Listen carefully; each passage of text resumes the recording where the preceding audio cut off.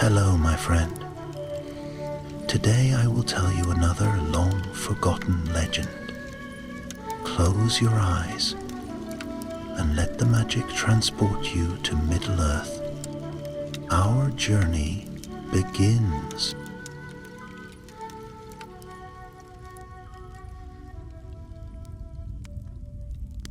The shadows of late spring lay long upon Minas Tirith, the white city, where banners of silver and sable stirred in the mountain winds. The steward's tower gleamed pale against the darkening sky, and the bells of evening echoed through the circles of stone. Yet even amidst the bustle of soldiers, masons, and traders, there was a hush in the archives beneath the citadel, where parchment smelled of dust and ink and memory. It was there that Muriel worked. She was young, scarcely more than 20 summers, with dark hair always bound beneath a scholar's hood, her fingers ink-stained from long hours at the desk. She loved scrolls and records, as other folk loved swords or steeds, and her heart beat quicker when she turned to some forgotten page and glimpsed a trace of the elder days. She had been set to copy a crumbling index of vaults, long sealed, their contents scattered after the breaking of Osgiliath. Yet as her lantern glimmered upon the script, she froze. The entry spoke of a codex, an ancient book penned by Isildur himself after the fall of Númenor. The hand that had written the index was plain: to be destroyed should Minas Ithil fall, writ sealed by Isildur, placed in the lower vault beneath the dome of stars.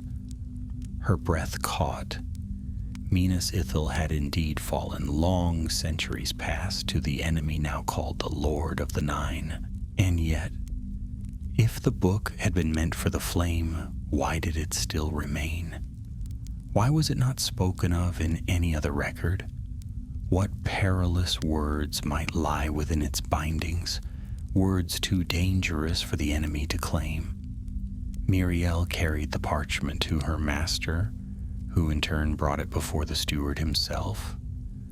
Thus it came that Denethor, stern and proud upon his high seat, called for his sons. Boromir, tall and bold, came first, his hand never far from the hilt of his sword, eyes blazing with restless purpose, and beside him stood Faramir, the younger, cloaked in ranger's green, his gaze thoughtful and steady as the Anduin itself. Before them both, Denethor unrolled the index upon the table of marble, his face grave. "Here is a thing most curious," said the steward. "A book of Isildur, marked for destruction, yet forgotten in the ruins of Osgiliath.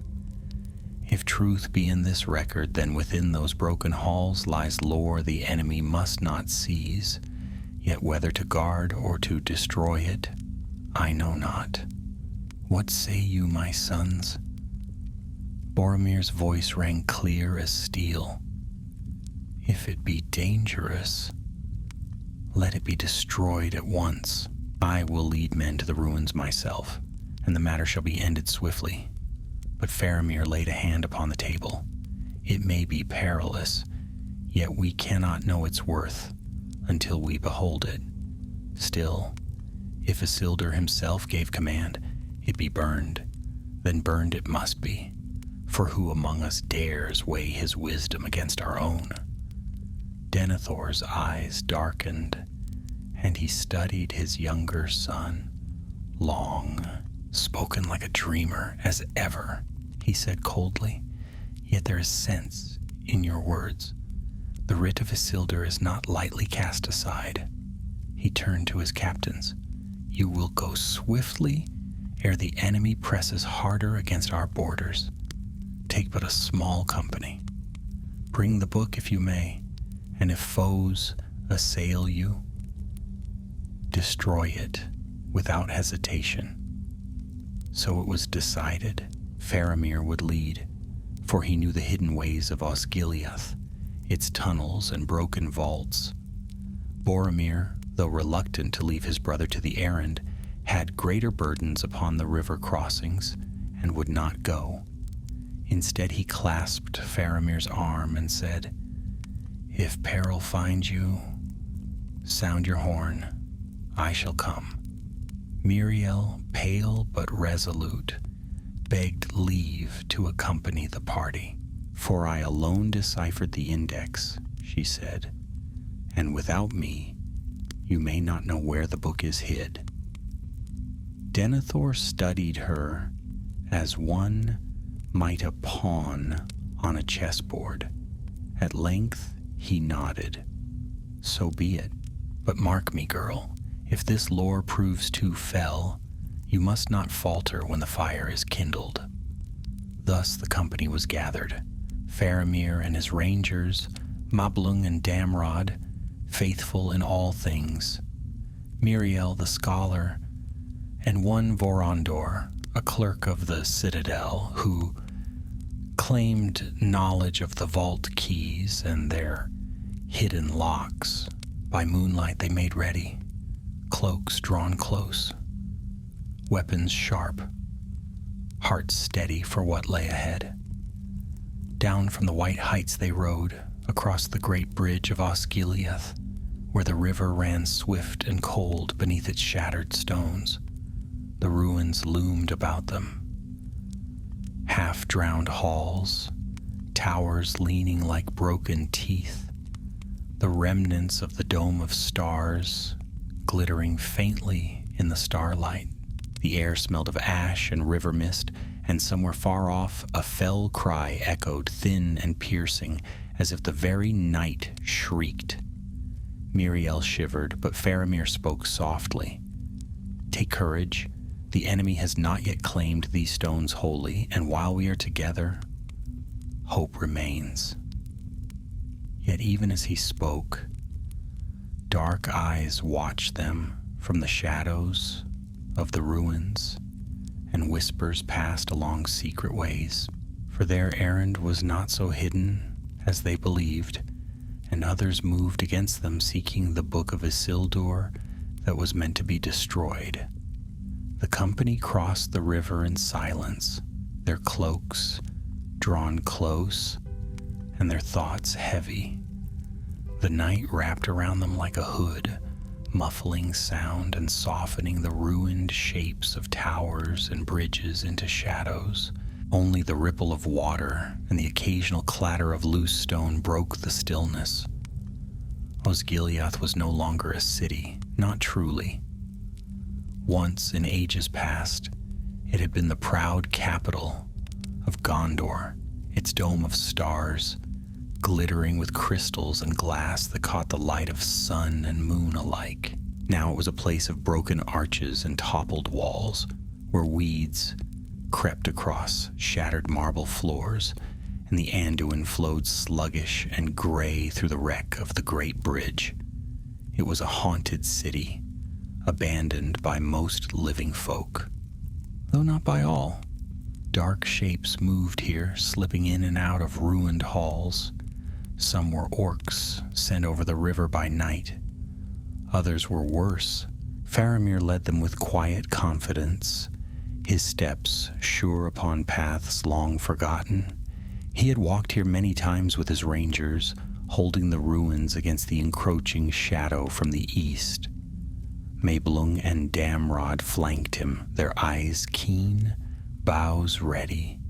Behind them came Muriel, clutching her lantern tight against her breast.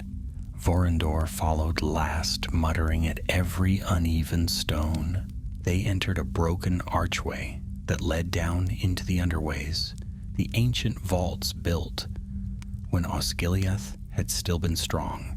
The air grew colder there, and the smell of damp stone pressed around them. Rats scurried in the shadows, and their footfalls echoed like whispers. "Here," Muriel said softly, pointing to a carving half buried in moss. The index spoke of a seal carved in the likeness of a star. This must be the marker. Faramir brushed aside the moss with his gauntleted hand. Indeed, there it was. A star with 7 points, the sigil of the House of Elendel.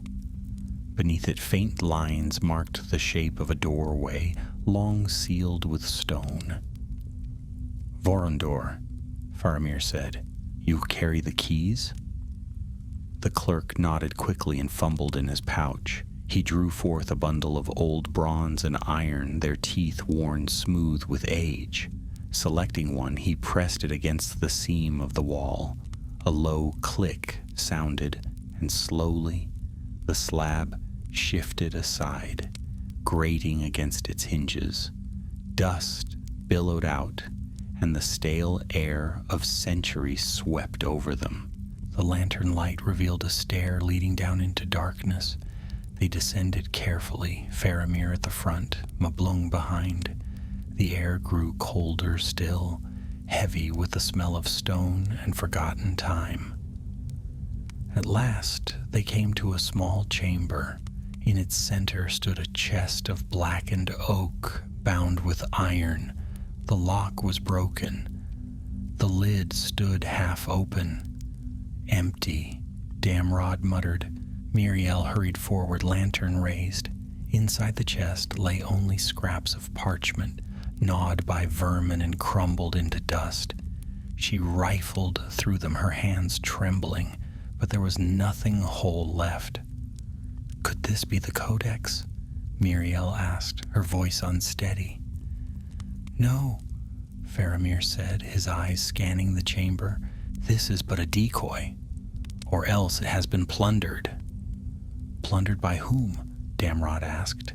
Before Faramir could answer, Miriel gave a small cry. She had found something wedged against the side of the chest, a shard of parchment, faintly marked with Númenórean script. She squinted at it, her lips moving as she traced the words. "It speaks of an eagle," she whispered. "The eagle of the dome, shattered. Within its hollow, the book lies safe." She looked up, her face pale with excitement. "It is not gone. The true book was hidden inside the great eagle that once crowned the Dome of Stars." Faramir's eyes lit with sudden hope. "Then we must search the ruins of the dome. Come." They left the chamber and climbed back into the open air. The moon had risen higher, casting the broken city in cold silver light. Far ahead, the skeletal remains of the Dome of Stars rose above the other ruins. Its roof collapsed, its once great pillars standing crooked and jagged against the sky. As they crossed a courtyard strewn with rubble, a sound broke the night, a whistle, low and sharp. At once, Faramir raised his hand. His company froze, listening. From the darkness came the patter of feet, too many feet, the scrape of armor, the guttural hiss of orc voices. "Orcs," Mablung said grimly. "More than a scouting band," Damrod added, already stringing his bow. The hiss grew into a chorus of snarls. Black shapes swarmed out of the ruins, crude blades flashing in the moonlight. "Stand fast," Faramir commanded. He loosed an arrow, felling the foremost of the orcs. Mablung and Damrod shot swiftly beside him, their arrows flying true. But for each orc that fell, 2 more came behind. Miriel huddled against the wall, clutching her lantern, her heart hammering. She could see the fury in the orcs' eyes, the hunger for slaughter. Then, above the chaos, a voice rang out, clear, strong, commanding. "Hold! Take them alive if you may!" The orcs obeyed at once, as if cowed by that voice, and stepping forward from the shadows came a figure cloaked in black. It was Vorondor. Miriel gasped. "Traitor!" Faramir growled, his sword flashing in the moonlight. Vorondor smiled, his pale face cruel in the lantern's glow. Better to serve the rising power than cling to a fading throne. The book belongs to the Lord of Morgul now. The orcs pressed closer. Faramir and his men fought valiantly, their blades cutting swift and sure, but the tide was heavy against them. Already Damrod bore a gash upon his arm, and Mablung staggered beneath the weight of two foes. Miriel's eyes darted to the rubble behind them, a narrow gap between fallen stones, small but wide enough for her lantern and perhaps herself. Her breath caught. If she could slip through, she might reach the ruins of the dome unseen. If she could find the eagle, the book might yet be destroyed before it fell into the enemy's hands. Her thoughts raced. Stay and be caught with the rangers, or run and carry hope into the shadows. Faramir shouted, his blade driving back another orc. His voice was hoarse but steady. "To me, hold the line."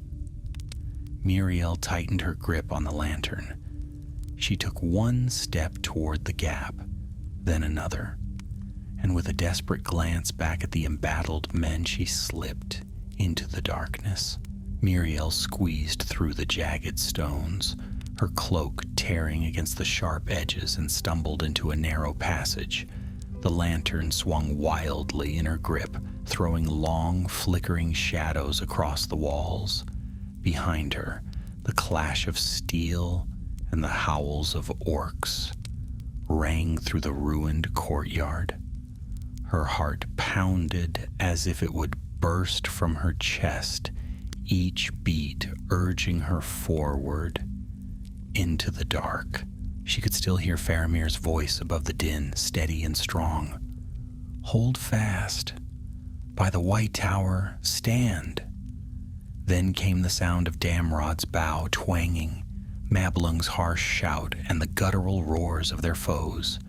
It was a battle she longed to run back to, but she knew if she did, the Codex would be lost forever and all their struggle would be in vain. The passage opened into a low hall. Broken columns leaned at odd angles, their carved capitals shattered on the floor. The air was thick with dust, and moonlight spilled through gaps in the ruined roof above, casting pale beams across the wreckage. She steadied herself and drew a breath. Somewhere here lay the eagle, somewhere in this grave of stone was the hiding place of Isildur's book. She moved quickly, the lantern guiding her steps. The dome of stars had been vast in its glory, a marvel of Númenórean craft, but now it was a skeleton of its former self. The central chamber, once crowned by a ceiling of crystal that mirrored the heavens, was a heap of rubble and jagged glass. Only a few arches still stood, framing the open sky like the bones of some fallen giant.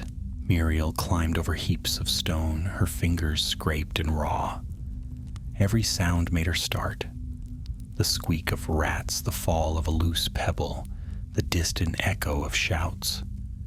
She lifted the lantern higher, searching every shadow, and then she saw it, half buried beneath a mound of marble lay the broken form of a great eagle. Its wings spread wide, though shattered, its noble head cracked down the middle. Once it must have stood proudly atop the dome, a guardian of Gondor's ancient heart. Now it was a ruin, yet still grand in its ruin. Miriel hurried to it, dropping to her knees beside the broken head. Her hands trembled as she traced the cracks in the stone. "Within its hollow," the fragment had said. She pressed her ear to the cleft and heard the faint rattle of something hidden within. "Yes," she whispered, "it is here." With desperate strength, she pried at the cracked stone, her fingers raw and bleeding as she worked. At last, with a groan of stone upon stone, a piece broke away, revealing a narrow cavity inside. Within, wrapped in rotting cloth, lay a thick book bound in black leather, its clasps of bronze green with age. Her lantern light gleamed on the title burned into the cover, The Chronicle of Isildur. She lifted it carefully. It was heavier than she expected and cold to the touch, as though it carried the chill of centuries. For a moment she stared at it, awe and fear warring within her. This was no mere relic of history. This was the very hand of Isildur, the man who had cut the ring from Sauron's hand, the man who had fallen at the Gladden Fields. Her lips trembled. "You were meant for fire." A sound split the night, a scream, high and shrill, carrying far above the ruins. Miriel froze. It was no orcish cry. It was a cry of something older, darker, steeped in terror. Her knees buckled, the lantern guttered. A shadow passed across the moon. A chill swept the chamber, so sharp it cut to the bone. Miriel clutched the book to her breast and stumbled backward, eyes wide with horror. A vast shape swept overhead, wings beating the air with dreadful power. Upon its back rode a black rider, its face hidden beneath a hood, its crown of iron glimmering faintly in the moonlight. A Nazgul. Her breath caught in her throat. She dared not move, dared not even blink. The air itself seemed to press down upon her, thick and suffocating. The lantern went out with a hiss, plunging her into near darkness. The rider wheeled above the ruins, its shriek echoing again. Miriel pressed herself against the fallen eagle, clutching the codex tightly. She prayed it would not see her. She prayed her small presence would be lost amid the stones. But the rider turned. Slowly, its head tilted, as if sniffing the air. Though it had no eyes to see, she felt its gaze pierce her like knives. It knew she was there. A voice, hollow and cold as the grave, rasped across the stones. "The book. Give it to me." Miriel shook her head, though no sound escaped her lips. Her legs screamed to run, but her body refused to move. She was frozen, caught in the rider's terrible will. The codex grew heavier in her arms, as though it sought to drag her down. Then, from across the ruins, came the clear sound of a horn. It rang out, strong and bright, defiant against the darkness. Once, twice, thrice it blew, and the very stones of Osgiliath seemed to tremble. It was the horn of Gondor. The rider wheeled sharply, shrieking in fury. From the courtyards below came the clash of arms renewed, the roar of men's voices rising above the orcs. Boromir had come. The spell broke. Miriel gasped for breath, stumbling to her feet. She turned and fled, clutching the codex, her steps wild and uneven across the rubble. Behind her, the rider shrieked again, and the wind of its wings swept over her as it stooped low. Stones shattered as the fell beast's claws tore at the ruins, reaching for her. Miriel dived into a gap beneath a broken arch, rolling into the dust as the rider passed overhead. She crawled desperately, scraping her knees and hands, dragging the codex with her.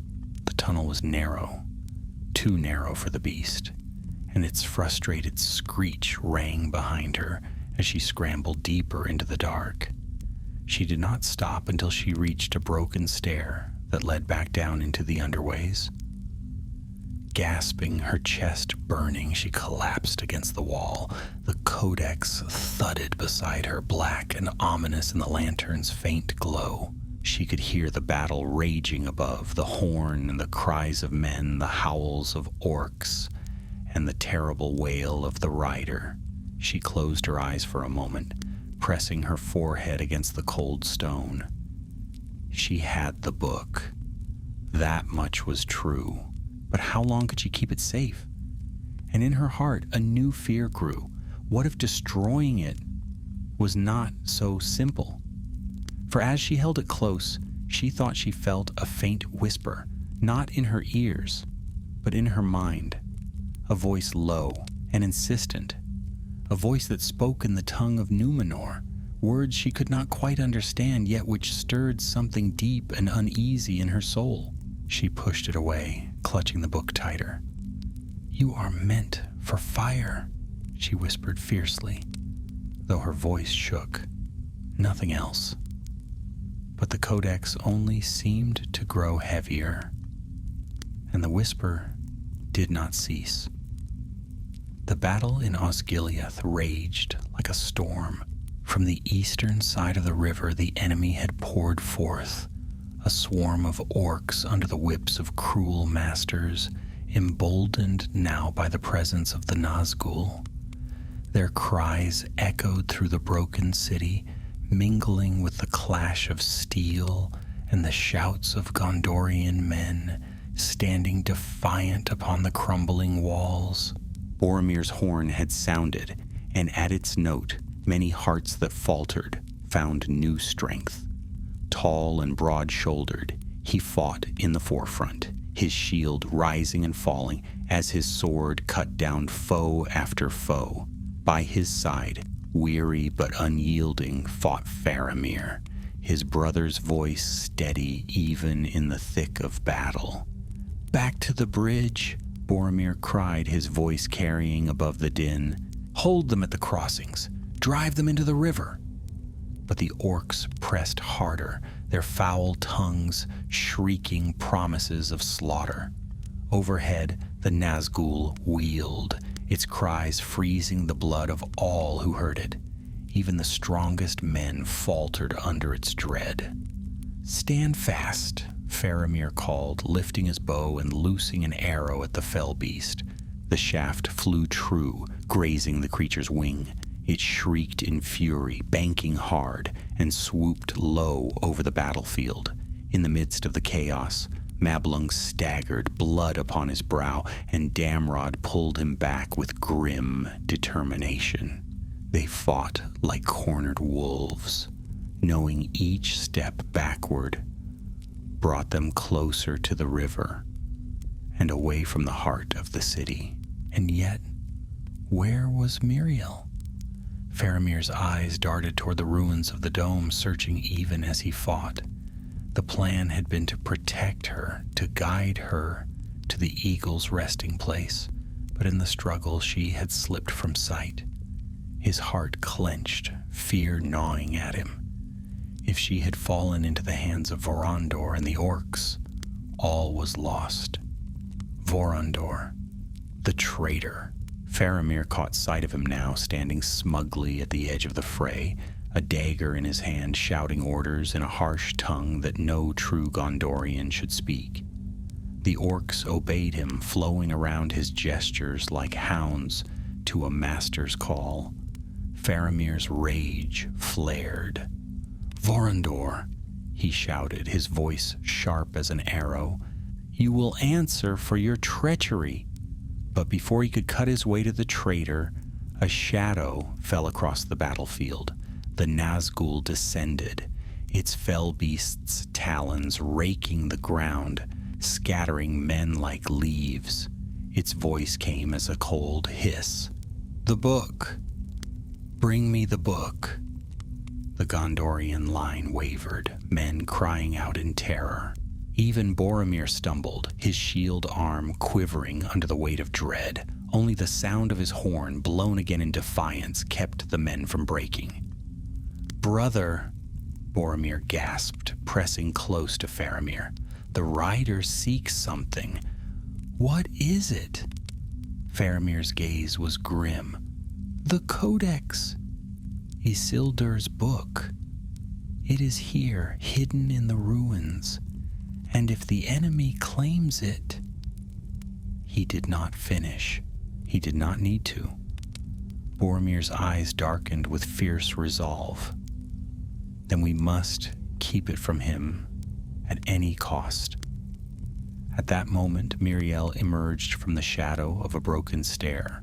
Her face was pale, her hair loose about her shoulders, and in her arms she bore a black-bound book. Her steps faltered as she approached, for the whispers of the codex weighed upon her, pulling at her mind like a current in a dark river. She shook her head, clinging to her resolve, and staggered toward the brothers. "Here," she cried, her voice faint against the roar of battle. "I have it, the book! But it—" She stumbled, clutching her ears. The whispers had grown louder, pressing against her thoughts. She felt words forming in her mouth that were not her own, as if the book longed to speak through her. With all her strength, she bit them back, forcing herself forward.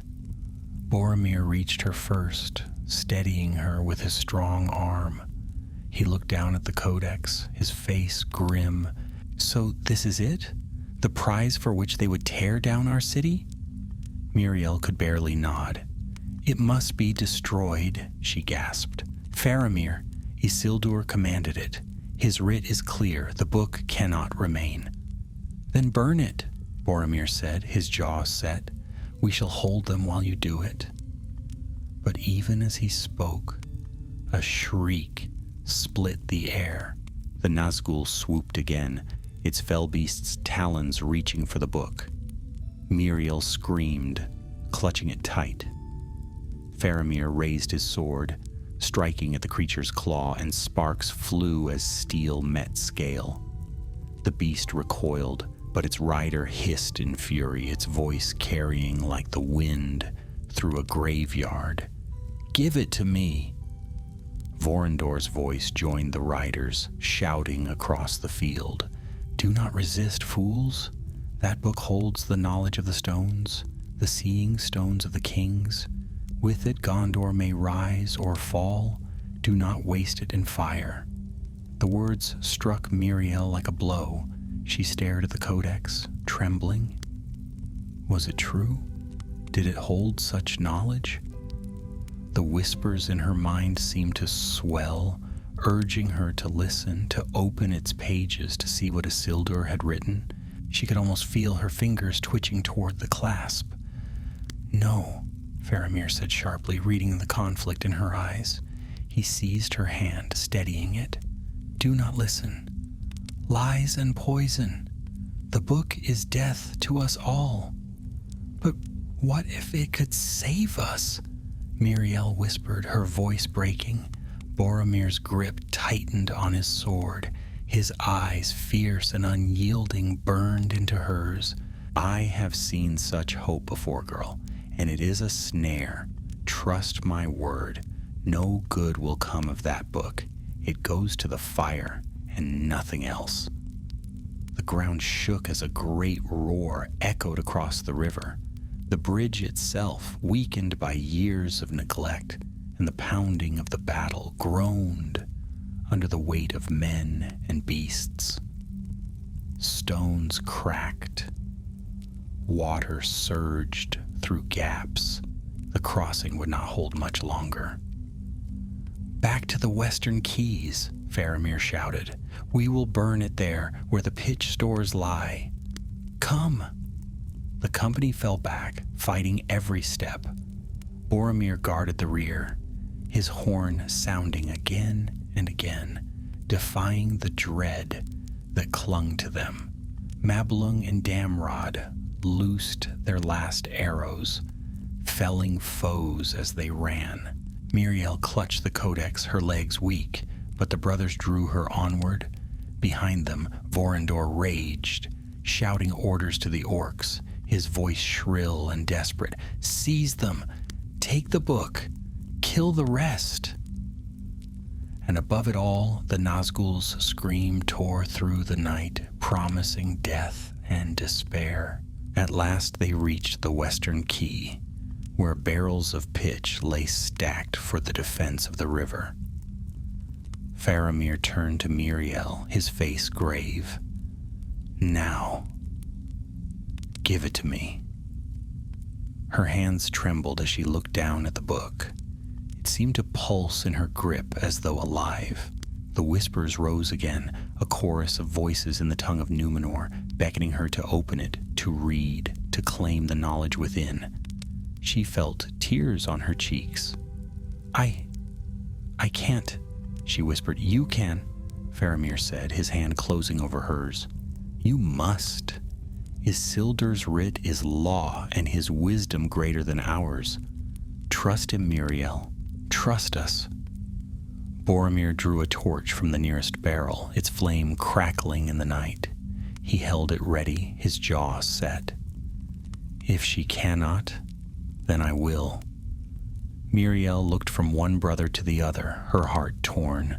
The codex weighed upon her like a chain.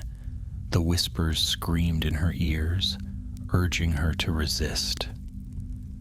And then, with a cry of despair and defiance, she thrust the book into Faramir's hands.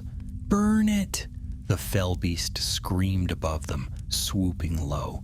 The bridge groaned and cracked. The orcs surged closer, their blades raised. Boromir plunged the torch forward. The black leather caught. Flames licked across the cover, devouring the ancient cloth. The whispers rose to a terrible crescendo, filling every mind with 1,000 voices of grief and rage. The air shook with the sound, as though the very stones of Osgiliath cried out. Then, with a final, shuddering shriek, the voices were silenced. The codex burned. The Nazgul reeled back, its fell beast shrieking in fury. Vorondor's cry echoed across the battlefield, torn between rage and despair, and the bridge of Osgiliath gave way with a thunderous crash, hurling stone and foe alike into the black waters of the Anduin. The company staggered back as the flames roared higher, consuming the last remnants of the book that was never meant to endure. And though the battle was not yet ended, the fate of Isildur's codex was sealed forever. The flames roared high on the quay of Osgiliath, and the night was filled with smoke. Men coughed as they drew back, their eyes stinging, their lungs burning. Orcs screamed as the bridge fell away beneath them, cast into the churning waters of the Anduin. The river swallowed stone and steel alike, and the noise of the collapse thundered across the ruins, louder than any horn. Boromir stood at the edge, his chest heaving, his sword blackened with blood. His horn still hung at his side, silent now, but its echoes lingered in the hearts of those who had heard it. Faramir stood beside him, his face streaked with soot and sweat, the last embers of the codex glowing at his feet. The black leather was gone. The clasps were twisted and broken. The pages had crumbled to ash. The chronicle of Isildur had passed at last into fire. Miriel sank to her knees, exhausted, her hands trembling. Though the whispers were gone, silence pressed upon her ears, heavy and strange. It was as though a great weight had lifted from her, leaving her hollow and trembling. She pressed her face into her hands and wept, not only from relief, but from sorrow too, for she felt as though she had lost something she had never truly known. Courage, Miriel, Faramir said gently, laying a hand upon her shoulder. You have done what few could have. The book will trouble us no longer. Her tears fell hot on her cheeks, but she nodded. I feared. I almost opened it, she whispered. It called to me. Faramir's gaze was steady. It would have called to anyone. That is why Isildur gave command it be destroyed. You did not fail, you prevailed. Boromir sheathed his sword with a hard sound of steel on steel. Better to let fire eat it than let the enemy feast upon it, he said. Yet his eyes were dark, shadowed by thoughts unspoken. He had seen Miriel clutch the book as though it were part of her. He had seen the longing in her face, and though the codex was ash, he wondered uneasily how close its poison had come to seeding itself in her heart, and in his brothers too. The battle pressed still upon them. Orcs shrieked on the far shore, but many had been swept away with the bridge. Gondor's men rallied behind Boromir, pushing the enemy back into the eastern ruins. The Nazgul wheeled overhead, its fell beast shrieking in fury, but it did not descend again. Whether in anger at its failure or in dread of the fire, it turned at last and flew eastward, vanishing into the black night. Vorondor, the traitor, had not escaped. He had been caught near the quay when the bridge gave way. His cry of despair was lost in the roar of water and fallen stone. When at last the river calmed, there was no sign of him. Neither body nor voice remained. By dawn the fighting had ebbed. Smoke rose from Osgiliath's shattered bones, drifting across the wide river. Gondor's men, weary and wounded, gathered what strength they had and tended to their dead. The brothers stood together silent as the sun crept over the horizon and touched the white tower far behind them with light. "We cannot hold here long," Boromir said grimly. "The city is half in ruins already, and the enemy's power grows stronger each night." "Osgiliath will not stand against him." Faramir's face was tired but resolute. "Then we shall hold it as long as we may. Every day bought is a day for Minas Tirith to endure." "And for what?" Boromir muttered.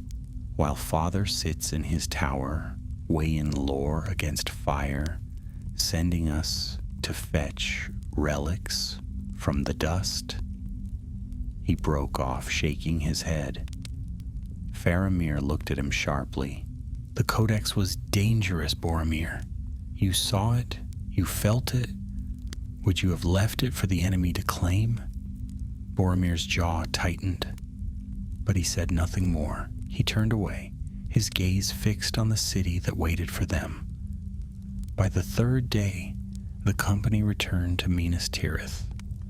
Their horses moved slowly, burdened by wounded men and heavy hearts.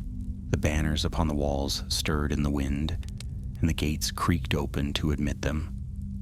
Within the city, whispers followed their passing. That Boromir had sounded his horn, that Faramir had led men into the very jaws of the enemy, that something had been burned in Osgiliath's ruin.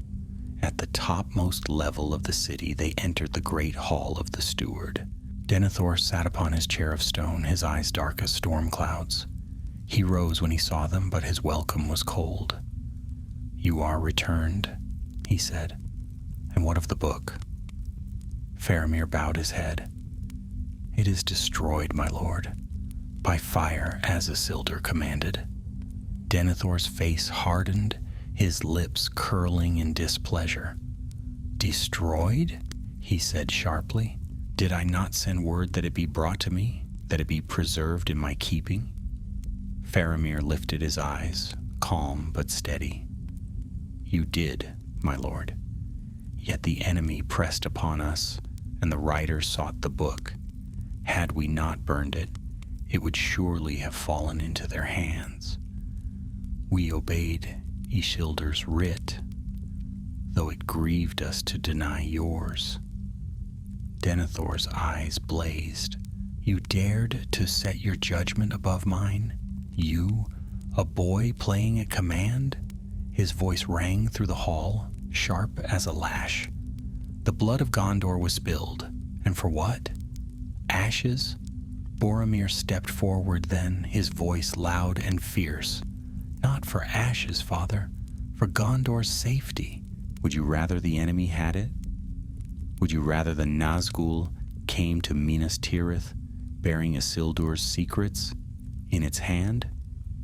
Denethor's hand clenched upon the arm of his chair, his knuckles white.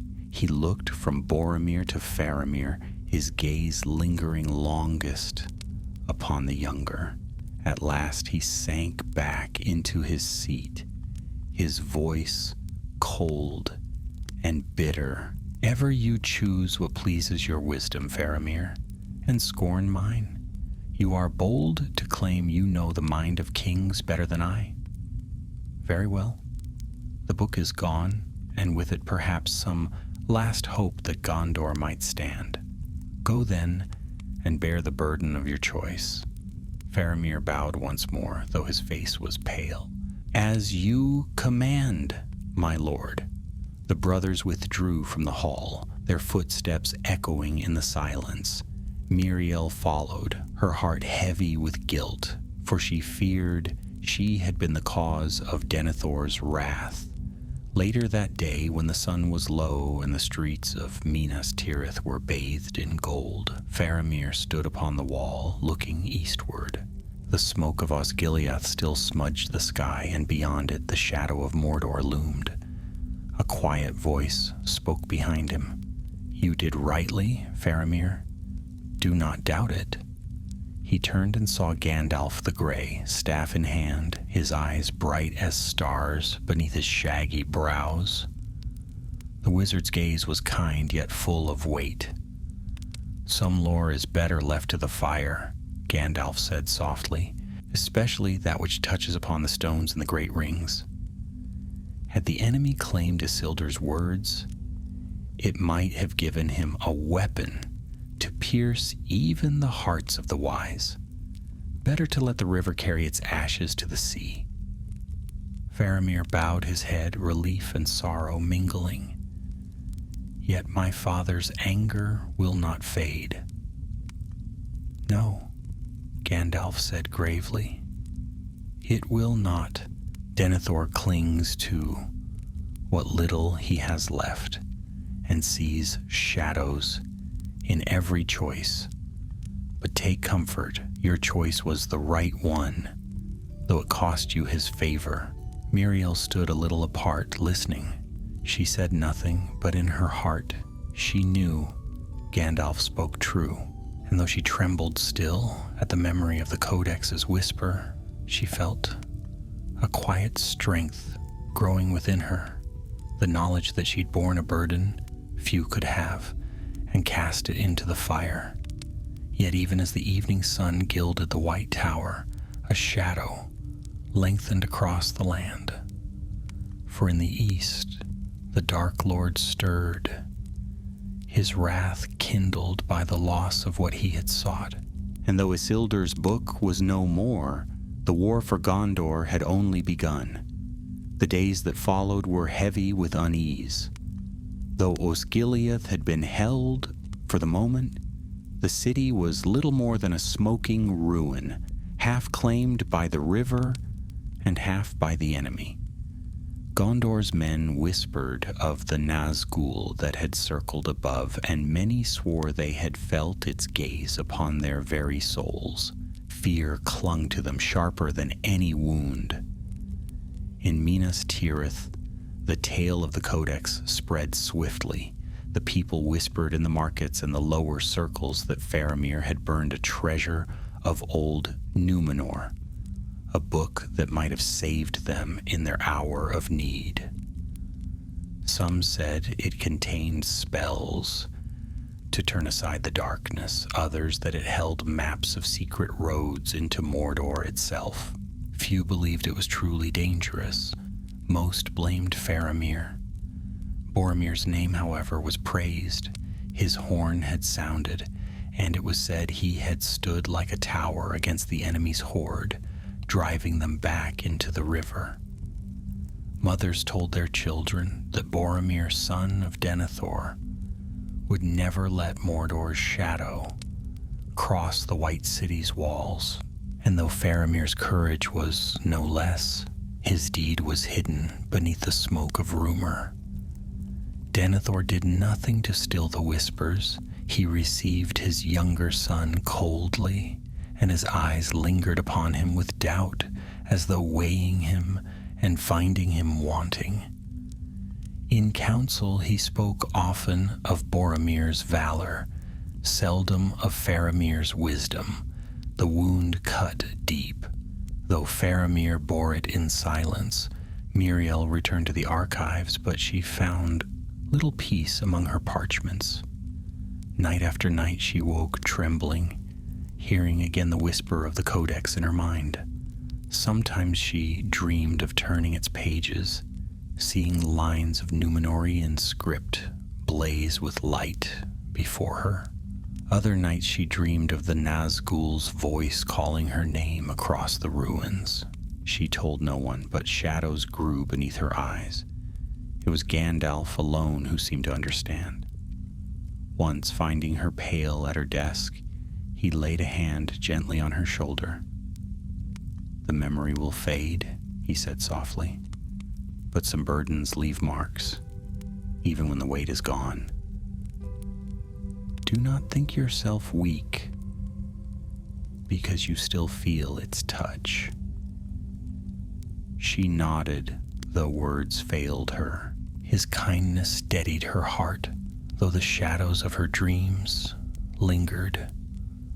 While the city whispered, the enemy did not sleep.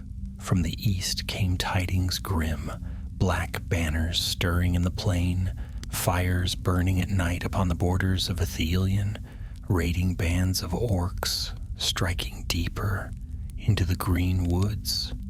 Gondor's scouts returned fewer and fewer. Those who came back spoke of strange new leaders among the orcs, men clad in sable with cruel eyes and voices that commanded obedience. "The servants of Minas Morgul grow bold," said Faramir to his rangers. "They test us. They know their master's wrath is stirred." Indeed, the destruction of the Codex had not gone unnoticed in Mordor. Sauron's eye turned westward, and his hand reached farther with each passing day. One evening, as the sun bled red upon the horizon, a messenger came galloping hard through the gates of Minas Tirith. His horse was foam-flecked, its flanks bleeding from the spurs, and the man himself half-mad with terror. He fell before the steward's chair, gasping, "My lord, raiders upon the eastern roads! They strike without warning, burning farms, slaying all who stand. They bear no banners, yet their arms are strong and their blows cunning. They march under orders not of orcs, but of men." The hall stirred with unease. Denethor's eyes sharpened. "Men, you say? From where?" The messenger bowed low. "From the south, my lord. Black ships upon the river, and men of Harad marching with them. They bring fire to our borders." Murmurs rippled through the hall. The Haradrim had long served the enemy, but seldom had their forays reached so near to Gondor's heart. Denethor rose, his voice hard. "Then we must answer in kind. Boromir will ride with the main strength to the crossings of Osgiliath. He will hold the river, lest black sails shadow the keys of our city." Boromir bowed his head, though his eyes gleamed with eagerness. "It shall be done, father. Gondor's foes will find no welcome upon her shores." "And you, Faramir," Denethor said, his gaze cold. "You will ride into Ithilien with your rangers, hunt these raiders in the woods, bleed them until they dare not set foot across the river. Use whatever means you must, but bring me word of their masters. If they serve Minas Morgul, I would know it." Faramir bowed, though he felt the sting in his father's tone. "As you command, my lord." So the brothers parted once more, each to his own duty. Boromir to the open battle upon the crossings, his banner flying bright above his men. Faramir to the hidden war of Ithilien, where shadows moved among the trees and the line between hunter and hunted blurred with every step. Miriel longed to follow Faramir, for she feared what secrets still lurked in the east. But Denethor forbade it. "Your part in this matter is ended," he said curtly. "You have meddled enough in affairs beyond your station. Return to your scrolls, and let the men of Gondor bear their burdens." So she remained in Minas Tirith, watching the city from the high walls, yet her thoughts wandered ever to the east, to the green woods of Ithilien and the men who risked their lives there. In the nights that followed, Faramir and his rangers struck swift and silent at the raiders. They moved like shadows beneath the trees, arrows whispering death from unseen bows. Fires were quenched, enemy captains slain, supplies scattered to the winds. Yet with each victory came greater peril. One night, as they camped beside a ruined watchtower, Damrod returned breathless, his face pale. "My captain," he said, "we have taken a prisoner, a man of Gondor, or so he claims, but his tongue speaks of strange things. He says he served in the east, and that he bore letters once written in the hand of Isildur." Faramir's blood ran cold. "Bring him to me." The prisoner was a ragged man, his cloak torn, his eyes hollow. He laughed bitterly when Faramir questioned him. "The book is gone, yes, I heard it burned, but do you think fire devours memory? Words live longer than paper. Others carried fragments, copies. Not all of Isildur's secrets are ash." Faramir's hand tightened upon his sword. "What fragments? Where?" The man smiled, showing broken teeth. "In the hands of those who serve the Nine. They seek the truth of the stones, the Palantiri. With them they will pierce every wall, every heart. Gondor cannot hide from their gaze." At that, Damrod struck the man down, fearing more poison would pass his lips. But Faramir stood long in silence, his heart heavy. The codex had been destroyed, yet its shadow lingered still. And far away, in Minas Tirith, Miriel woke from her dreams with a cry, for in her sleep she had seen a great eye, lidless and rimmed with fire, turning toward her, searching. And though the book was ash, she felt its memory calling to her still. The war for Gondor had only begun. The green woods of Ithilien lay in twilight. Once they had been called the Garden of Gondor, filled with fragrant herbs and bright flowers, with rivers running clear and birdsong in the branches. But now the air was heavy with menace, and though the leaves still stirred in the wind, a silence lingered beneath them, as though even the birds dared not sing when the enemy's shadow crept close. Faramir moved quietly among the trees, his cloak blending with the shadows. Mablung and Damrod followed at his side, their eyes keen, their bows ready. Behind them, a company of 20 rangers moved like ghosts, each step silent, each breath measured. They had lived long in these woods, and they knew how to vanish when foes drew near. It was in this way that they came upon a company of Southrons marching up the Harad Road. Tall and fierce were these men, their skin dark, their armor scarlet, their banners marked with serpents. At their head strode a chieftain with a helm of bronze and a spear tipped in black iron.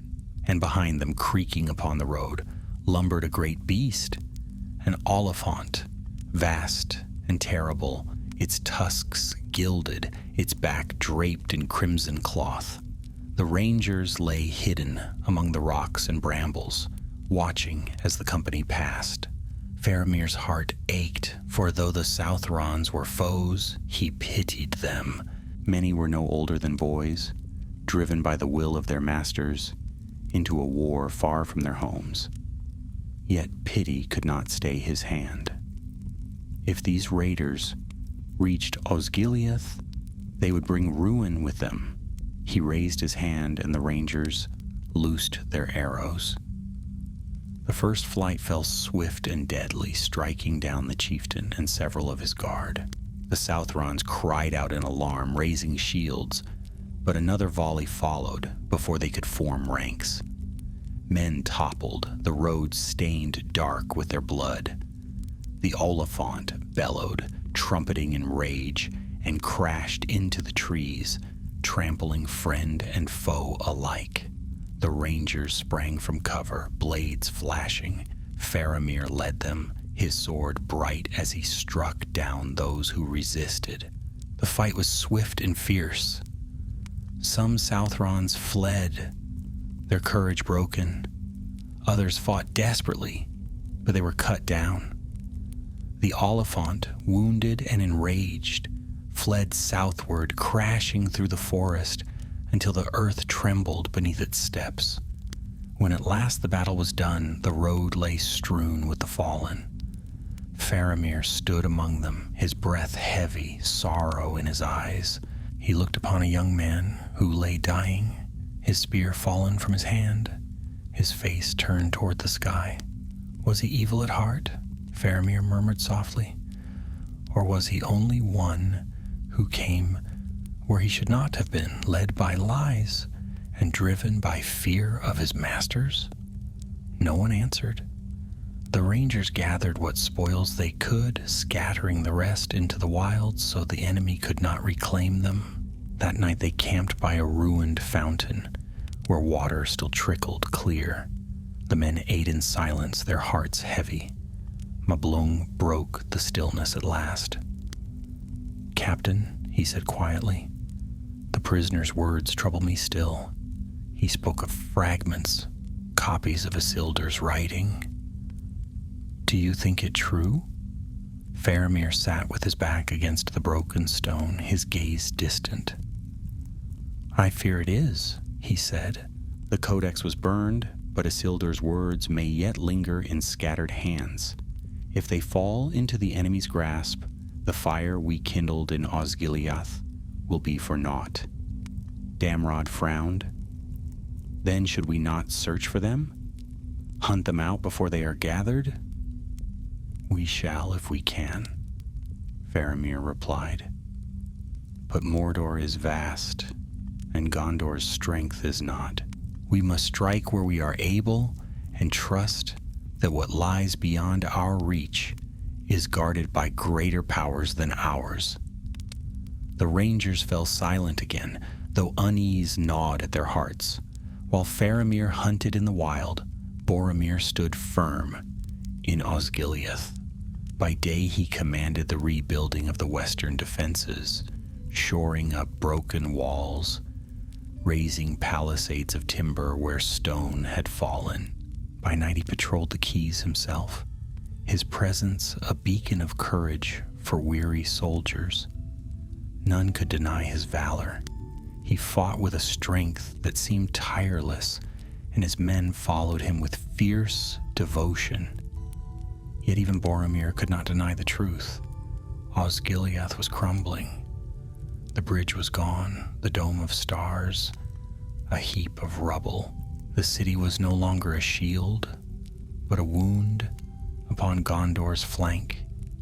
He sent riders again and again to Minas Tirith, urging reinforcements, but Denethor gave little aid.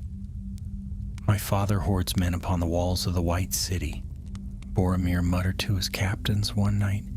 "He sees shadows where there are none, and leaves me to bleed upon the river. If the enemy strikes in force, Osgiliath will fall, and all our work will be swept away."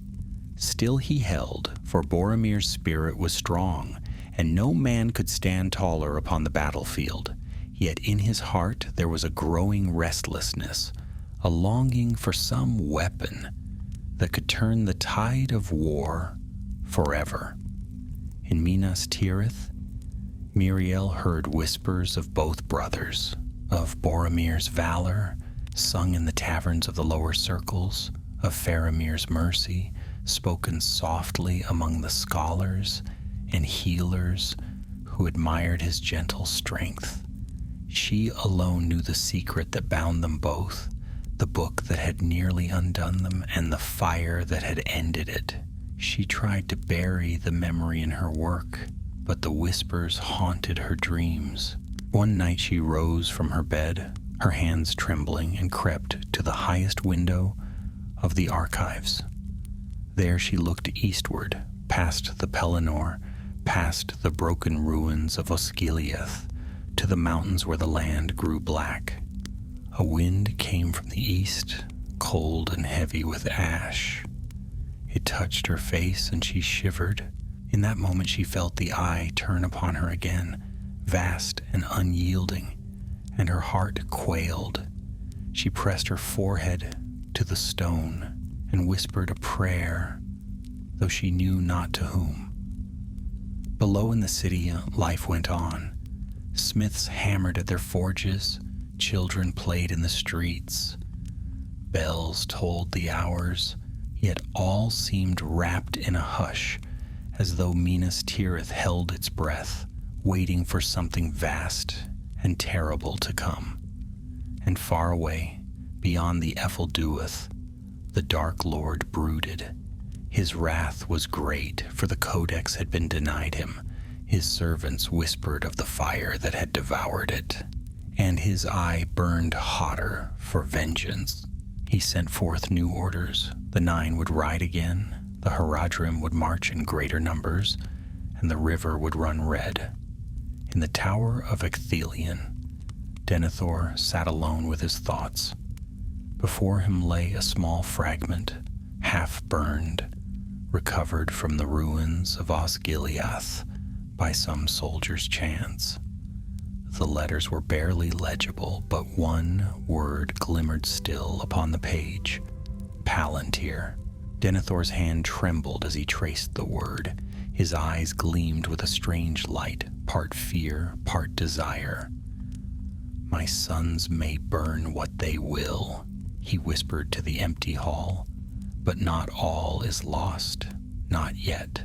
And in the silence the firelight flickered upon his face, sharp and stern, like a man both guarding and coveting a secret that would not stay hidden long.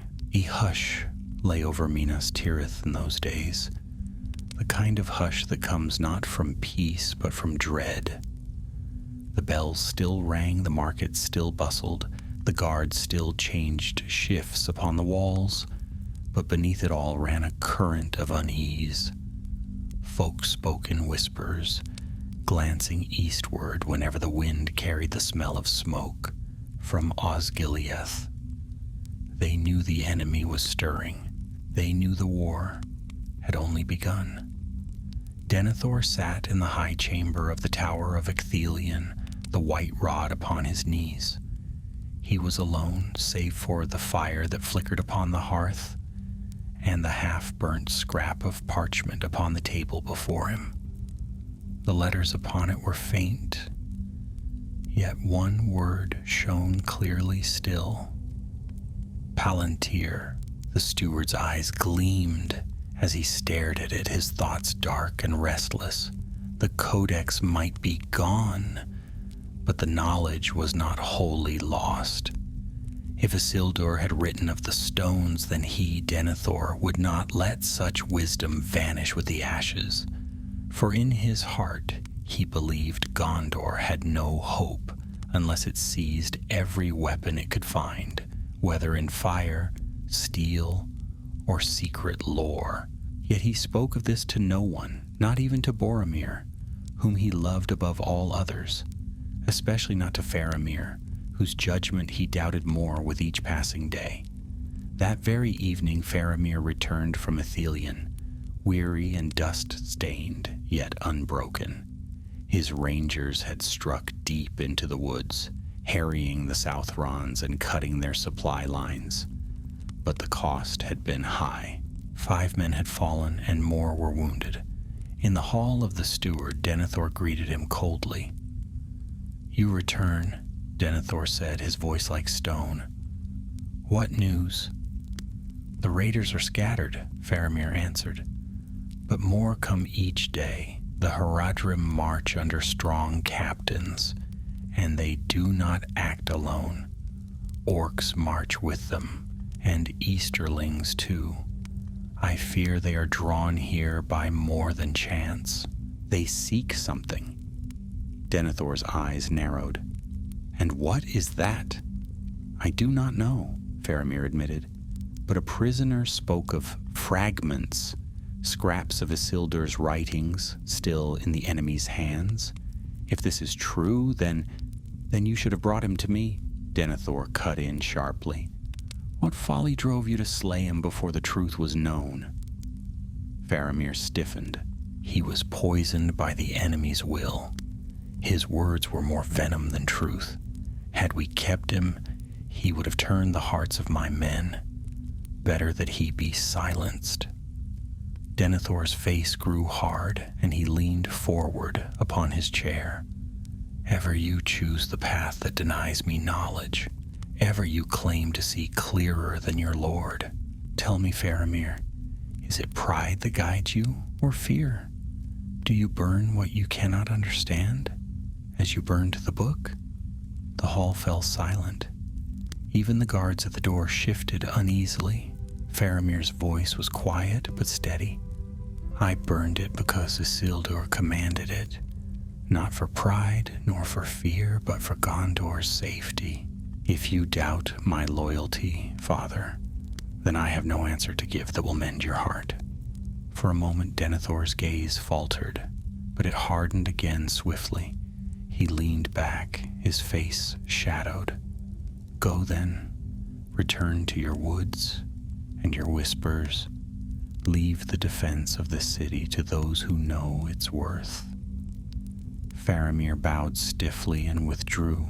His heart ached, for no matter what he did, his father's love seemed always beyond his grasp.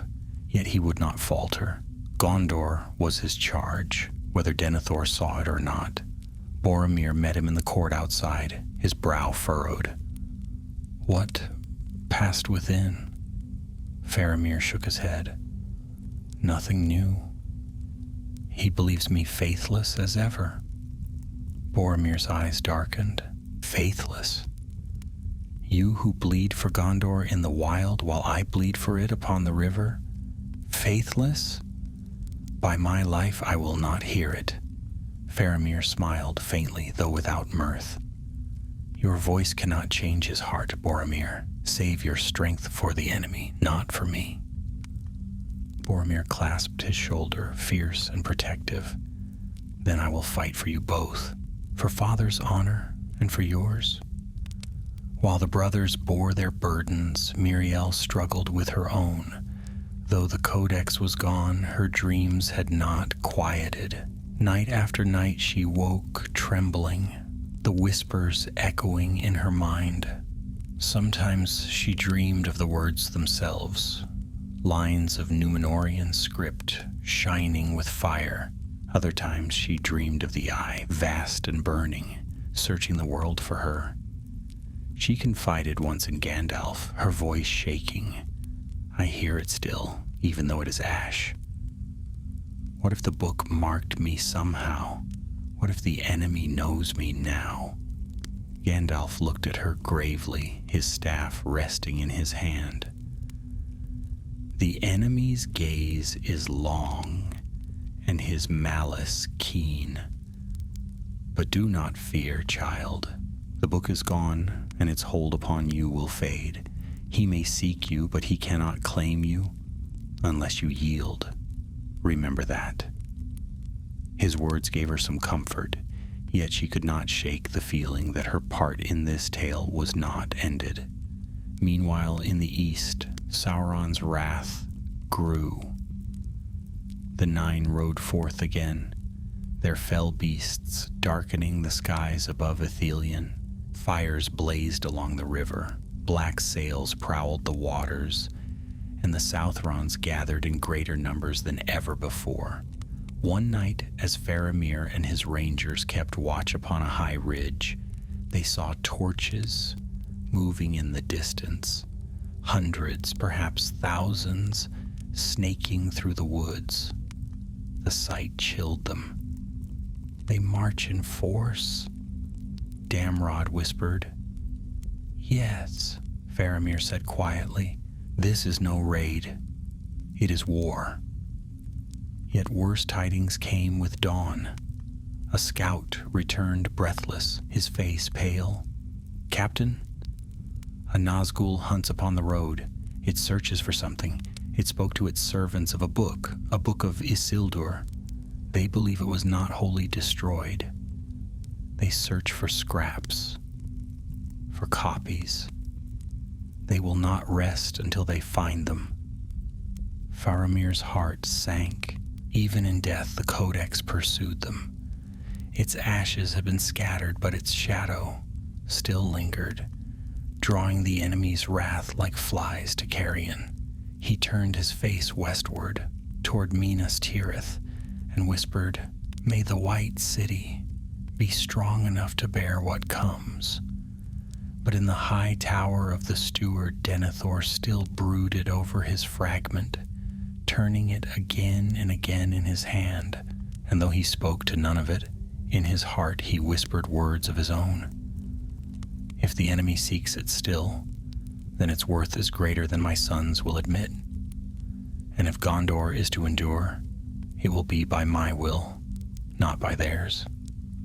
Thus the rift deepened, unseen yet sharp, between father and sons, and all the while the storm gathered upon Gondor's borders, a storm from which there would be no hiding. The woods of Ithilien lay hushed beneath the moonlight. A pale silver glow bathed the leaves, but no bird sang, no fox stirred, no water bubbled. The silence was deep, and with it came dread. The rangers felt it in their bones long before they heard the sound, the slow, heavy beat of wings upon the air. Faramir raised his hand. "Down," he whispered. At once the company melted into the undergrowth, crouching low beneath branches and stones. Not a sound broke from their lips, though their hearts hammered wildly in their chests. The air grew colder, heavy as iron, and a shadow passed across the moon. Out of the east it came, a fell beast, vast and leathery winged, its claws stretched long, its stench foul. Upon its back sat a Nazgul, cloaked in black, its crown gleaming faintly with a ghostly light. Its voice hissed into the night, cold and merciless. "The book! Bring me the book!" The rangers shuddered. Damrod clenched his teeth to keep from crying out, and even Faramir felt his breath falter. The rider's presence was a weight pressing down upon them, crushing thought and courage alike. Slowly the beast wheeled above the woods, its piercing cry ringing through the night. Then it stooped low, its claws raking the treetops, searching.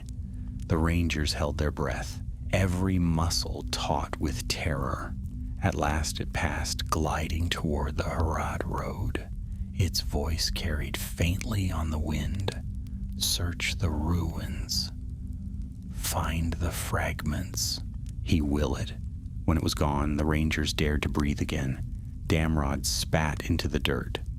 "By the valor, I thought my heart would burst." "It hunts us," Moblung muttered grimly. "It knows we have touched the book. It will not rest." Faramir rose, his face pale but resolute. "Then we must keep moving. We cannot fight it, not here, not with so few. We must strike where we may, and vanish before its wings find us." So they moved deeper into Ithilien, their steps swift and silent. Yet the shadow of the rider followed them in every dream, every whisper of wind. The Codex was gone, but its echo still bound them to the enemy's gaze. "In Osgiliath, Boromir faced trials of his own. The river crossings had grown perilous. Each night black boats slipped silently across the water, bearing orcs and Southrons who sought to claim the western shore. Each dawn Boromir and his men drove them back, but the strain grew greater with each assault. He stood one evening upon the shattered walls, looking east across the dark river. Fires flickered in the distance, torches winding like serpents along the far bank. He knew what they meant. More forces gathering, more foes readying to cross. His captains joined him, their faces weary. "We cannot hold them long, Lord," said one. "Our men are tired. Our supplies run thin. If Minas Tirith does not send aid..." Boromir's jaw tightened. "Then we will hold with what we have. Osgiliath shall not fall while I stand upon its stones." Yet in his heart he knew the truth. The city was broken beyond mending. They could fight for it, bleed for it, die upon its walls, but they could not keep it forever. Gondor's strength was not what it had been, and the enemy's shadow grew daily. Still he would not yield. He clenched his hand upon the hilt of his sword and swore silently that if Osgiliath must fall, it would fall over his body, not before. Meanwhile, in Minas Tirith, Miriel bent over her desk in the archives. Piles of scrolls lay scattered before her, and her lantern burned low. She had searched for days, poring through the oldest records, chasing a thought she could not set aside. It had begun with her dreams. Again and again she dreamed of words shining in the Númenórean tongue, as though her mind still remembered what her eyes had only glimpsed. At first she had dismissed it as the lingering shadow of the Codex, but then she remembered something else.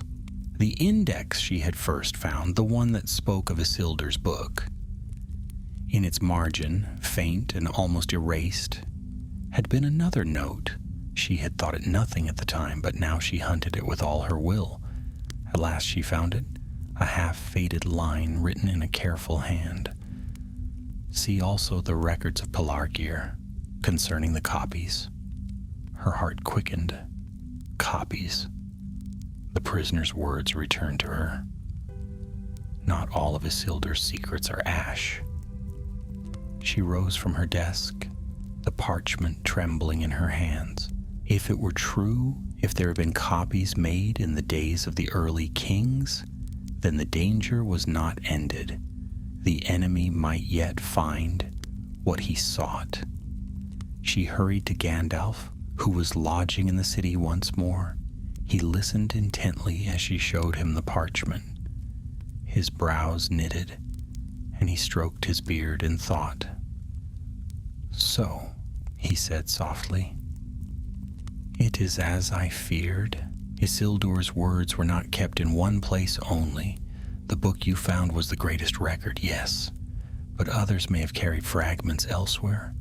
If the enemy gathers them..." Miriel's voice shook. "What can we do?" Gandalf's eyes gleamed beneath his brows. "We must seek them first. Pelargir lies far south upon the river where Gondor's ships still sail. If records remain there, we must find them before the enemy's hand does." "But who will go?" Miriel asked. The wizard's gaze turned keen. "Perhaps you, child.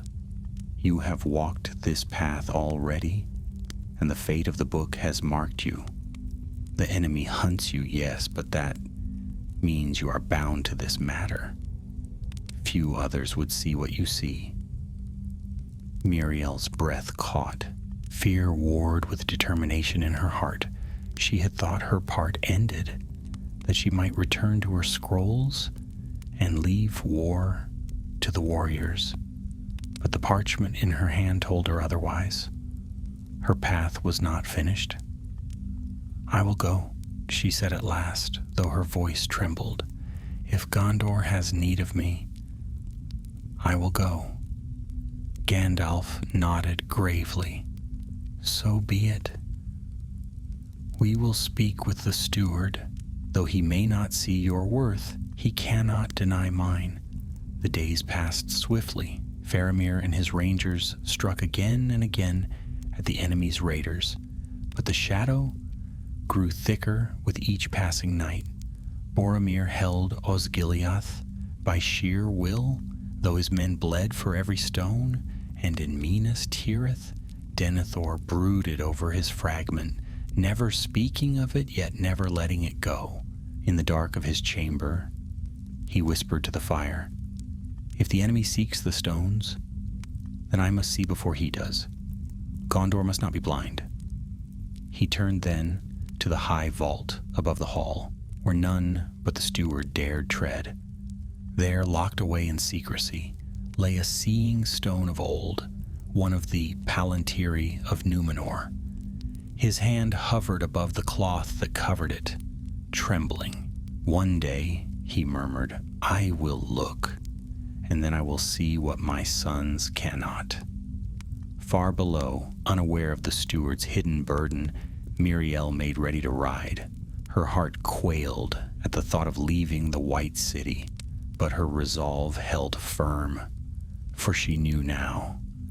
The burning of the Codex had been only the beginning.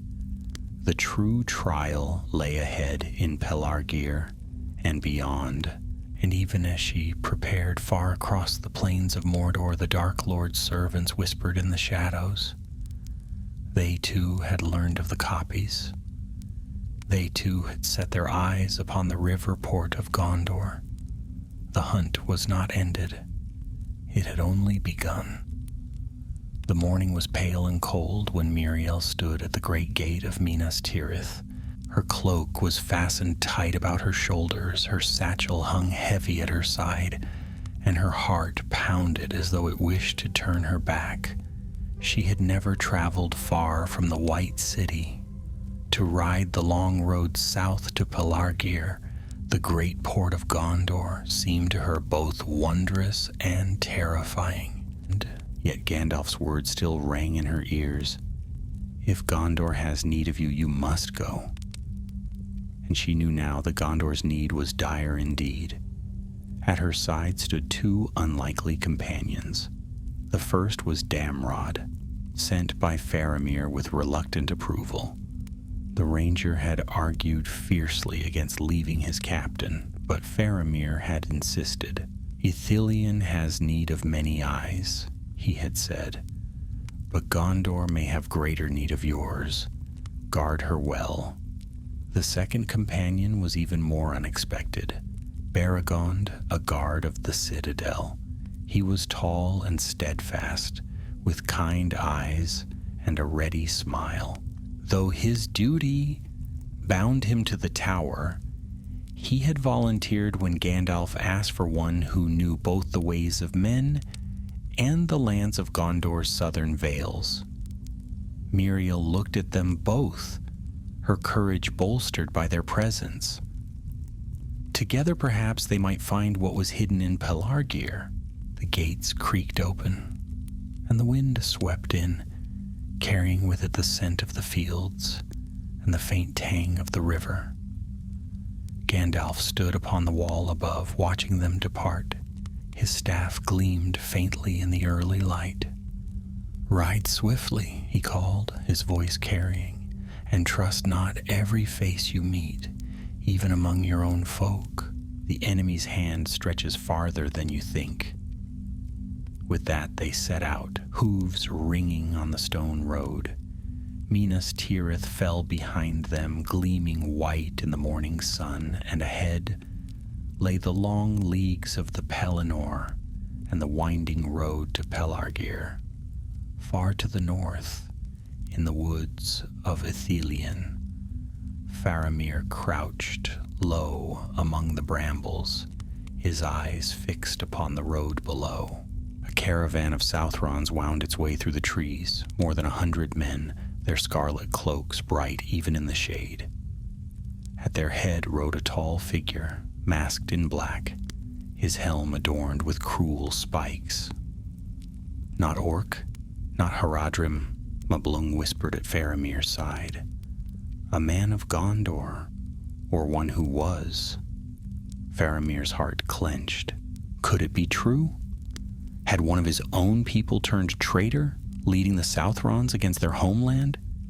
He remembered Vorondor's treachery in Osgiliath and felt his rage kindle anew. Not all betrayals die with the river, he said grimly. Loose your arrows. The rangers struck swift.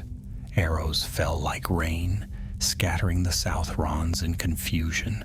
But the masked captain lifted his hand, and his men rallied swiftly, forming ranks with shields locked tight. His voice rang out in a tongue that was half familiar, half fell. At the sound, the hearts of the Southrons grew fierce, and they charged the slopes. The battle was bitter. Blades clashed among the trees, men cried out, and blood stained the earth. Faramir fought at the forefront, his sword flashing bright. But as he struck down one foe, he saw the masked captain draw a scroll from his cloak, raising it high for all to see. Upon it were words written in Númenórean script. Faramir's breath caught. Another fragment. The captain's voice rang out, cruel and mocking. Isildur's words live. Even if you burned his book, you cannot unmake what has already been written. The rangers pressed harder, but the captain fought like one possessed. His blade was swift, his shield strong, and when he laughed, it chilled the heart. At last, as the tide of battle turned against him, he leapt upon a black horse and fled into the woods, his men scattering behind him. Faramir pursued, but the horse was swift, and soon the rider was gone.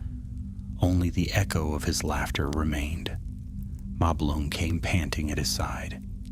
He carries the fragment, Captain. The enemy has it now. Faramir's face was grim. Yes, and he will carry it where we cannot follow. He turned his gaze eastward, toward the black peaks of the Ephel Duath. His heart was heavy, for he knew where the traitor would go, to Minas Morgul, the city of the Nine. In Osgiliath, Boromir's strength was tested to the very brink. The enemy struck again and again, sending wave after wave of orcs across the broken bridges. By night, fires lit the ruins, and by day, black smoke choked the air. Boromir stood upon the walls, his sword arm weary, his voice hoarse from shouting commands. Still he would not yield. "Hold, men of Gondor," he cried. "Hold the walls. Hold the river, for the White City, for your homes, for your lives." His men answered with a roar, their courage rekindled by his presence. Yet Boromir knew how thin their line had become. Supplies dwindled, and reinforcements were slow in coming. Denethor's gaze was fixed elsewhere, and Osgiliath was left to bleed. One night, as he walked the ruined quay, Boromir looked out across the dark river. The waters glimmered faintly in the moonlight, but upon them floated shadows, black boats, silent as death, slipping westward under the cover of night. "More raiders," his captain muttered beside him. Boromir's jaw tightened. "Aye, and we shall meet them before they land. Ready the men. Tonight we drive them back into the water." And once again, the city of ruins became a battlefield. On the road to Pelargir, Muriel's company made steady progress. The land was fairer there than in the shadowed east. Villages still dotted the green fields, and the folk greeted them kindly, though their faces were anxious with news of raids. The Anduin flowed broad and strong beside the road, its waters gleaming in the sun. At night they camped by the river banks, Damrod keeping watch while Baragon tended the horses. Miriel sat by the fire, poring over her notes, her thoughts heavy. "Do you ever wish you had stayed in the city?" Baragon asked her one night, his voice gentle. Miriel looked up, startled. "Every hour," she admitted. "But wishing will not change what must be done. If there are fragments in Pelargir, we must find them." Damrod stirred the fire with a stick. "And if we find them, we must burn them. Do you doubt it?" Miriel hesitated. She remembered the weight of the codex in her hands, the whispers in her mind. She remembered how close she had come to opening it. "No," she said at last, her voice firm, "I do not doubt. Whatever we find, it must go to the fire. Else Gondor will fall." Neither man argued further. They understood too well the peril of words not meant to endure. At last, after many days, the spires of Pelargir came into view. The great port of Gondor spread along the banks of the Anduin, its quays crowded with ships, its streets bustling with sailors and merchants. The smell of tar and salt hung in the air, and the cries of gulls echoed above. Miriel's heart quickened.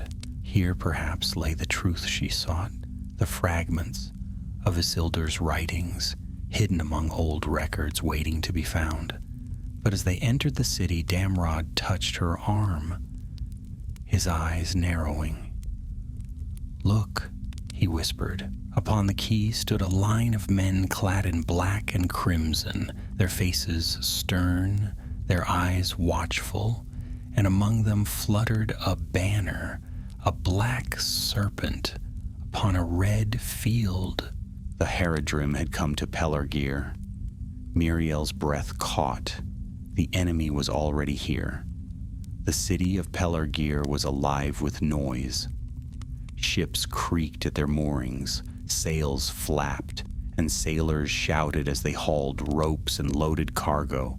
Merchants bickered in the marketplaces, their voices rising above the crash of waves and the cries of gulls. But beneath the bustle lay an unease that Miriel could feel as soon as she stepped through the gates. The Haradrim were here. She saw them among the crowd, tall and stern in their crimson cloaks, their dark eyes sharp as knives. Some stood upon the quays, watching the river. Others walked the streets in groups, their hands never far from the hilts of their curved blades. And at the heart of the city, by the governor's hall, a great banner hung, the black serpent on a field of red. Damrod cursed under his breath. "They have claimed the city. If the governor is not their prisoner, then he is their puppet." Baragon's hand went to his sword. "And what of the records? If they have taken them, then we must take them back," Miriel said quickly. Her voice trembled, but her resolve did not. The index pointed here.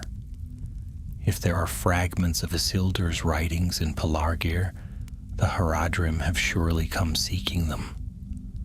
They found lodging in a small inn by the southern quay, a place where river folk gathered and few questions were asked. The innkeeper, a gray-haired woman with shrewd eyes, gave them bread and ale and led them to a narrow room above the common hall. "Keep your heads down," she muttered. "The city's not safe for strangers, not with those snakes from the south swaggering about. Folk vanish in the night and no one dares speak of it." When she was gone, Damrod bolted the door. "We must move carefully. If the Haradrim already have the fragments, we cannot fight them openly." Miriel sat upon the edge of the bed, her hands clasped tight. "Then we must find where they are kept," The governor's hall, perhaps, or the archives of the shipwrights? Isildur's words would not have been kept with treasure. They would have been copied as records, as lore. Baragon nodded slowly. The archives. Aye, that would be the place. But guarded, I'll warrant. Then we go by night, Damrod said. I will scout the ground first. If there is a way in, I will find it. That night, Pelargir lay hushed beneath the moon. The river gleamed silver, and the masts of ships rose like a forest of black spears. The governor's hall loomed above the city, its white walls bright in the starlight, its windows glowing faintly with lanterns. Damrod moved like a shadow, slipping through alleys and over walls. Muriel and Baragon followed close, their hearts pounding. Twice they froze as patrols of Haradrim passed, their boots ringing upon the stones. But the rangers of Ithilien were masters of silence, and none marked them. At last they reached the archives, a long, low building of stone beside the hall. Its door was barred, but Damrod's deft hands soon found the lock's secret. With a faint click, it opened. Inside, the air smelled of dust and ink. Shelves lined the walls, laden with scrolls and ledgers, maps and logs of ships long gone. Muriel's lantern flickered, casting a golden glow upon the rows of parchment. Her breath caught. Here, perhaps, lay what they sought. They searched swiftly, Muriel's hands moving from scroll to scroll, her eyes scanning the faded ink. At last she found it. A small bundle tied with cord marked with the sigil of Elendel, a star with 7 points. Her hands trembled as she untied it. Within lay several pages worn and yellowed, written in the flowing script of Numenor. She could not read all the words, but one leapt out clearly, Palantir. She gasped. This is it, Isildur's hand, or a copy of it. The fragments. Baragon's face was grim. Then we must burn them, now. But even as he spoke, a voice hissed from the shadows. Yes. Burn them if you dare. They spun round. At the doorway stood a tall figure, clad in black and crimson, a curved blade gleaming in his hand. His face was masked, his eyes glittering like coals. Behind him, more Haradrim filled the hall, their spears leveled. You are far from home, children of Gondor, the masked captain said. Did you think you could steal what belongs now to the Lord of the Nine? Damrod drew his sword. We steal nothing. These words were not meant for any hand, yours least of all. The captain laughed, cold and cruel. Then you will die with them. He raised his hand, and the Haradrim surged forward. The battle in the archives was fierce and desperate. Damrod fought like a wolf, his blade flashing in the lantern light. Baragon stood at his side, his shield ringing as spears struck it. Muriel clutched the bundle of pages to her breast, her heart racing. Burn them, Damrod cried. Now! Muriel's eyes darted to the lantern. She could see the flame within, small but steady. If she touched it to the parchment, the fragments would be lost forever. But her hands shook. The whispers had begun again, faint but insistent. The words upon the pages seemed to stir, as if alive, calling her to read, to open, to know. Her breath caught. She could almost see visions forming in the lines, the Palantiri shining like stars, kings bending over them, voices carried across leagues, power, knowledge, a way to see, to command, to save. Muriel, Baragon shouted. The fire. The masked captain lunged, his blade flashing. Baragon caught the blow on his shield, but the force drove him back. Damrod cried out as a spear grazed his side. The Haradrim pressed closer. Miriel closed her eyes. Isildur commanded it. Isildur commanded it. With a cry, she thrust the bundle into the lantern's flame. At once the parchment caught, fire racing across the pages. The whispers rose in a terrible chorus, filling her mind, her ears, her very soul. The hall shook with the sound, and the Haradrim faltered, their faces pale with terror. The masked captain screamed, "No, you fools! Do you know what you destroy?" "Yes," Miriel whispered, her eyes blazing. "A curse." She flung the burning fragments to the ground. The fire leapt higher, consuming them utterly. The whispers reached a final piercing cry, and then silence. The Haradrim broke. Some fled shrieking. Others were cut down by Damrod and Baragond. The masked captain staggered, his eyes wide with fury. With a final cry of rage, he hurled his blade aside and fled into the night. The archives lay in smoke and ash. The fragments of Isildur were gone, burned to nothing. Only the faint smell of fire and ink lingered in the air. Miriel sank to her knees, her strength spent. Baragond caught her before she fell, his voice gentle. "It is done.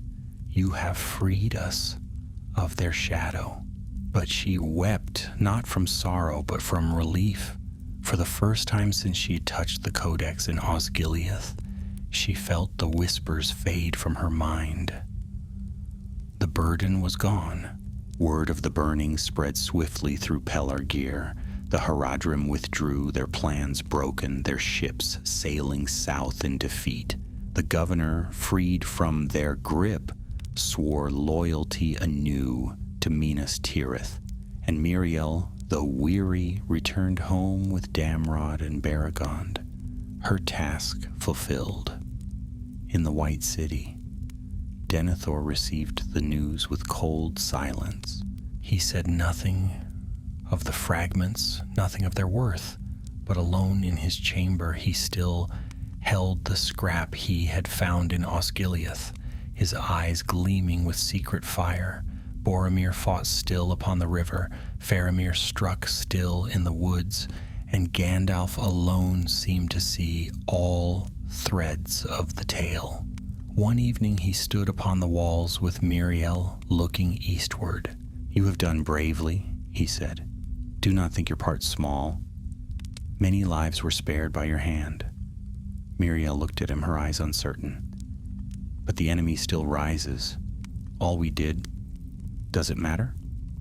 Gandalf's gaze was grave yet kind. "Every fire matters, child. Every stone that is denied him weakens his hand. The war is not ended, but tonight you have given Gondor one more chance to stand."